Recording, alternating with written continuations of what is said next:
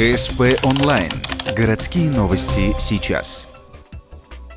29 января в 16:00 в городадминистрации стартовал круглый стол по экологической ситуации в поселке Ярига. Это произошло после двух общественных слушаний ранее, посвященных изменению генплана Могуухта и строительству нового микрорайона на севере поселка. На одном из них жители высказали резкую критику за экологическую ситуацию в ПГТ. На круглом столе 29 января присутствовали депутаты, сотрудники администрации и другие участники. Однако, до начала беседы, увидев видеокамеры, недавно назначенный замруководителя городадминистрации Владимир Масеев заявил, что круглый стол теперь будет проводиться в формате совещания. То есть важный для людей вопрос об экологической ситуации на Яриге обсудят за закрытыми для СМИ дверьми. При этом на пресс-конференции 25 января Александр Бусарев сказал: администрация никоим образом не может подменять общественное мнение.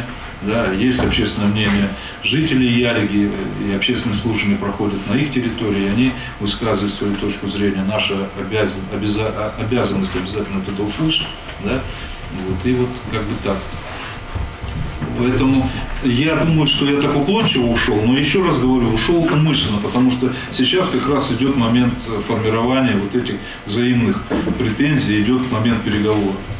Владимир Масеев заявил, что для СМИ комментарии по круглому столу будут даны позднее. Вопрос, а не случится ли это уже после того, как все будет решено, опять же, за закрытыми дверьми?